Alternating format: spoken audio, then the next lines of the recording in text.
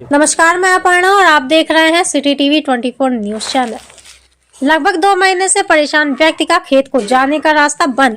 ग्राम प्रधान मुखनापुर ने करवा दिया दूसरे व्यक्ति को पैसा लेकर के कब्जा। परेशान व्यक्ति लग रहा है जिला प्रशासन का चक्कर, कोई नहीं सुनवाई।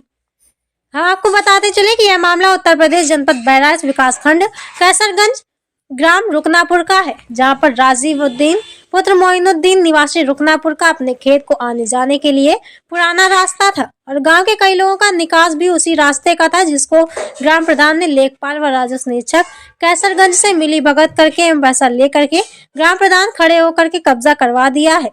इस वक्त जमीन को जो सरकारी अभिलेखों में रास्ता एवं ग्राम समाज दर्ज है, ग्राम प्रधान रुकनापुर के द्वारा साबिर पुत्र जमाल को कब्जा करवा दिया है। अब पीड़ित व्यक्ति खेत को आने जाने के लिए रास्ता बंद हो गया है। इस मामले के संबंध में पीड़ित राजीवुद्दीन जिला के सक्षम अधिकारियों का दरवाजा खटखटा चुका है, लेकिन लेखपाल और राजस्व निरीक्षक एवं प्रधान की मिली भगत होने के कारण राजीवुद्दीन के द्वारा जो प्रार्थना पत्र दिया जाता है, उसको तहसील के लेखपाल एवं राजस्व निरीक्षक के द्वारा लाभ दिया जाता है।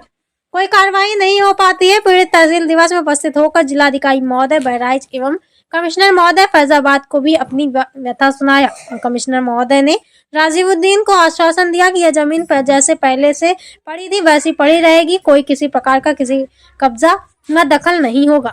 लेकिन तहसील दिवस के बाद श्रीमान आयुक्त महोदय के आदेशों की भी लेखपाल व राजस्व निरीक्षक के द्वारा धज्जियां उड़ाई जा रही हैं, जबकि उत्तर प्रदेश शासन के मुखिया माननीय मुख्यमंत्री महोदय प्रदेश के कानून व्यवस्था को दुरुस्त करने में लगे हुए हैं। उत्तर प्रदेश शासन के द्वारा यह दावा किया जा रहा है कि हर गरीब को न्याय अवश्य मिलेगा, लेकिन ग्राम प्रधान रुकनापुर एवं लेखपाल और राजस्व निरीक्षक माननीय मुख्यमंत्री को आदेशों को तक में रखकर अपना पैसा कमाने में लगे हुए हैं। पीड़ित व्यक्ति राजीवुद्दीन तहसील व जिला के आला अधिकारियों के दफ्तर का चक्कर काट करके परेशान हो चुका है और उसको कहीं से न्याय नहीं मिल रहा है। अब देखना यह है कि यह खबर प्रकाशित होने के बाद जिले के सक्षम अधिकारी पीड़ित को न्याय दिला पाते हैं या नहीं। आइए देखते हैं सिटी टीवी 24 न्यूज चैनल के माध्यम से जिला सहायक की ब्यूरो शफीक अहमद की खास रिपोर्ट। मामला क्या है आपका? हमारा खेत है, खेत के आगे थोड़ा ग्राम समाज है, पट्टी पड़ी हुई है जी। उसी पे यानी आपके जो है जो खेत है वो नंबरी आपका खेत है, आपके खेत के आगे ग्राम समाज थोड़ा पड़ा हुआ। हाँ, तो क्या परेशानी है?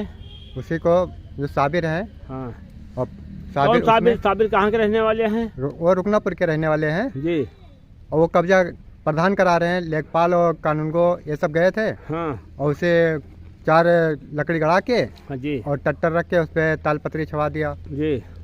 और हमारा भी उस पर आना जाना है खेत का जी। और घूर और ईंधन लकड़ी जी, इसी में हम सब लोग। नहीं, आपके कहने का मतलब आपकी बातों से मालूम होता है कि आपके खेत आने जाने का वो रास्ता है। हाँ, हाँ, हाँ। और आगे और उसी में से आना जाना है जी। और वो जबरदस्ती उसको कब्जा करा रहे हैं जी। और हम लोग इधर उधर जाते हैं। हाँ। एप्लीकेशन देते हैं, कोई सुनवाई नहीं होता। ना, तो आपने एप्लीकेशन कहाँ कहाँ दिया है इस संबंध में? हमने थाने में दिया, पखरपुर में जी, एसडीएम को दिया जी, तहसीलदार को दिया जी, और ऑनलाइन भी एसडीएम साहब को जो आपने एसडीएम कैसर को दिया होगा। हाँ। तो एसडीएम साहब को जो आपने प्रार्थना पत्र दिया, तो आपने रजिस्ट्री किया है कि ऑनलाइन किया है कि मौखिक जाके खुद पेश हुए हैं? मैं खुद जाके उनके हाथ में दिया, एसडीएम साहब के जी। तो एसडीएम साहब जो है क्या आश्वासन दिया आपको?